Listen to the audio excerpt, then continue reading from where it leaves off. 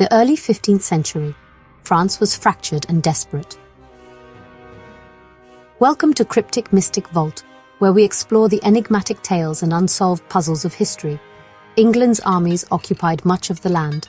Paris was lost. The Dauphin Charles clung to a sliver of his inheritance, his legitimacy in doubt. Hunger, fear, and civil strife plagued the people. The English, with Burgundian allies, tightened their grip. Noble fought noble. Unity was shattered. The kingdom teetered on the brink of collapse. The English king even claimed the French crown. In this darkness, France yearned for deliverance.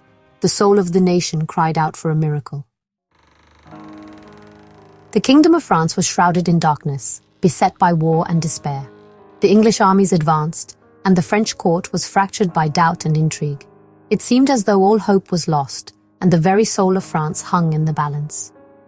Into this gloom came Joan, a peasant girl from Domrémy. A simple village untouched by the grandeur and corruption of the court was her home. She was a child of the soil, raised in faith and simplicity, seemingly an unlikely figure to alter the course of history. She claimed to hear saints commanding her to save France, divine voices echoing in her heart, urging her to take up arms and liberate her nation. These voices, she said, instructed her to seek out the Dauphin, the uncrowned king, and lead him to Reims for his coronation, a sacred act that would legitimize his rule and restore France's glory. The court was stunned. A mere girl, a shepherdess, making such claims? Such audacity was unheard of, challenging the established order and the ingrained skepticism of the nobility.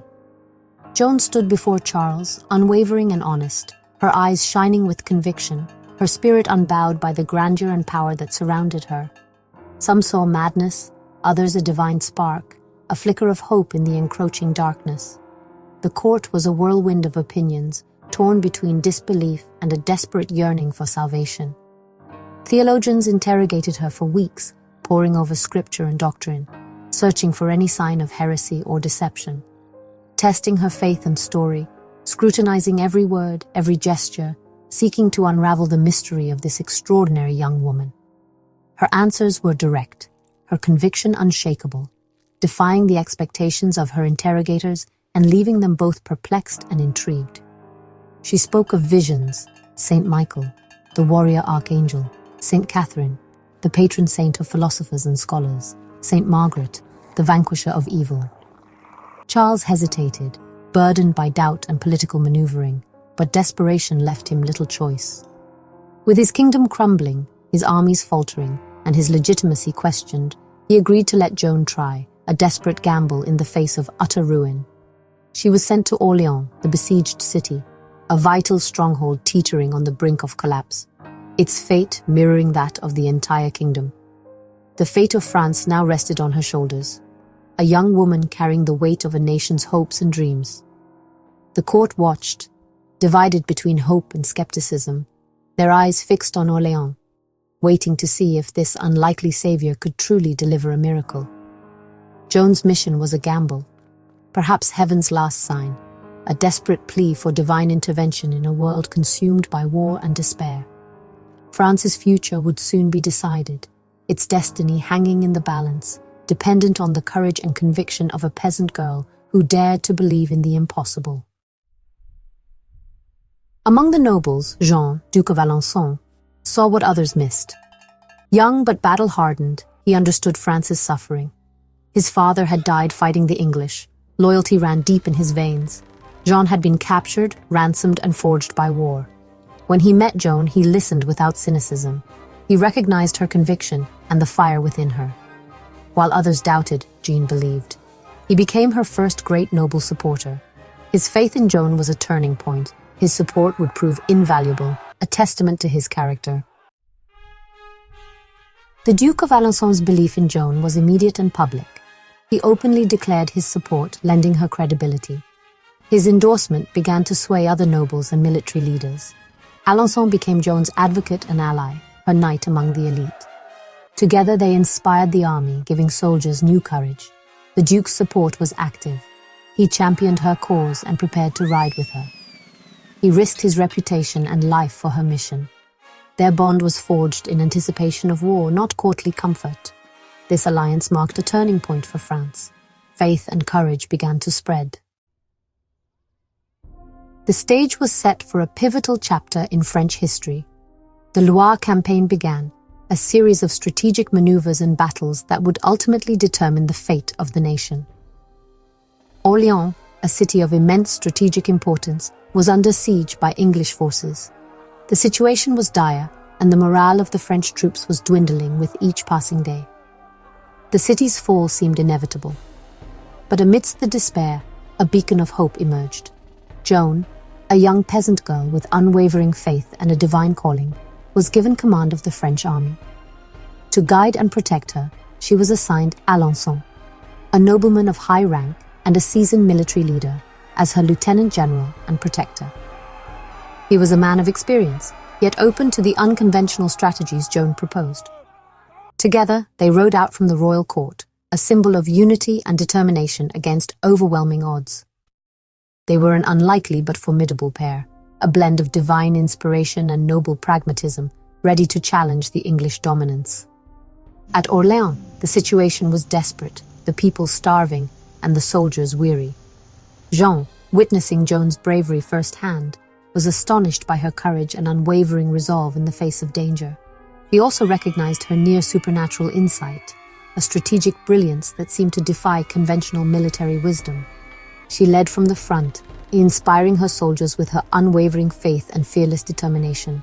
Her presence ignited a fire in the hearts of the troops, inspiring them to fight with renewed vigor and hope. She continued to lead, even after being wounded in battle, demonstrating her unwavering commitment to the cause. Jean's respect for her deepened with each passing day, witnessing her unwavering faith and strategic genius. He began to trust her judgment implicitly, following her counsel even when it defied conventional wisdom. He fought bravely by her side, a loyal and steadfast ally in the face of adversity. Together, against all odds, they liberated Orléans, breaking the siege and turning the tide of the war. A stunning victory that reverberated throughout France, reigniting hope and inspiring the nation. The campaign continued, pushing further into the Loire Valley, reclaiming territory from the English. Jargeau fell to the French forces, and then Patay, each victory building upon the last. Victory after victory, the French army, under Joan's inspired leadership, seemed unstoppable. Joan and her beau-duc became inseparable, their bond deepening with each shared triumph and tribulation. He admired her unwavering piety, her deep connection to the divine that fueled her courage and conviction. She, in turn, trusted his military skill, his strategic mind, and his unwavering loyalty to the French crown. They shared the same dangers on the battlefield, facing the enemy side by side. They also endured the same hardships of the campaign, the long marches, the meager rations, and the constant threat of death. Through these shared experiences, they were forging a profound bond, a connection that transcended rank and circumstance. Their friendship was rare and remarkable, a testament to the power of shared purpose and mutual respect. It was almost sacred, a bond forged in the crucible of war and blessed by a shared faith. He was her gentle duke, her protector and confidant. She, his guiding star, leading him and the French army to victory. He protected her from harm, both physical and political. He believed in her divine mission, even when others faltered and doubted her. Their partnership blended seamlessly, heart with their shared passion for France, mind with their combined strategic brilliance, and faith with their unwavering belief in a higher power.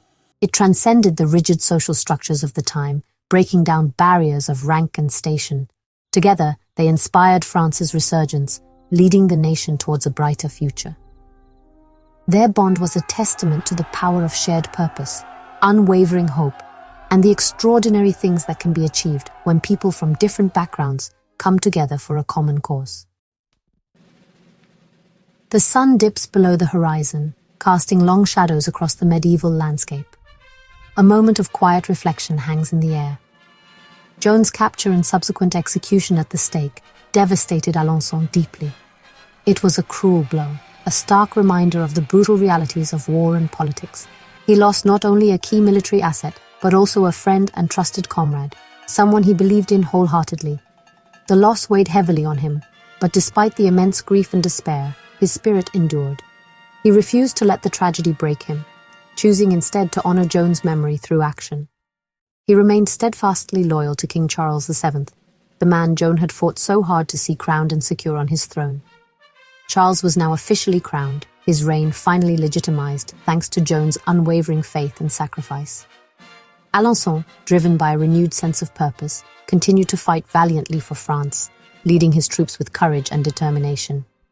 He played a crucial role in helping to drive out the English forces, pushing them back from French lands and securing vital victories. He carried Joan's memory with him always, drawing strength and inspiration from her unwavering belief in the cause of France. The royal court, however, remained a treacherous place, rife with political maneuvering and hidden agendas. But through it all, his dedication to France and to the king never wavered. He remained a beacon of integrity in a sea of deceit. He navigated the complex web of court intrigue with remarkable integrity, always striving to do what was right for the kingdom. He remained focused on the long and arduous task of healing France, rebuilding what had been broken by years of war and conflict. Alençon served as a crucial bridge between Joan, a peasant girl, and the often unyielding world of the nobility. His early and unwavering faith in her ultimately changed the course of history, paving the way for a new era in France. His courage, his unwavering loyalty, and his commitment to justice helped to secure a brighter future for France and its people. His legacy is forever intertwined with that of Joan of Arc, a powerful testament to the enduring power of belief, resilience, and unwavering dedication to a noble cause. But what if history had taken a different turn?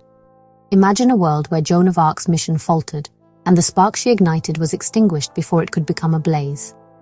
In this alternate timeline, the English grip on France tightens. The fleur-de-lis is replaced by England's lion, and the French crown becomes a relic of the past.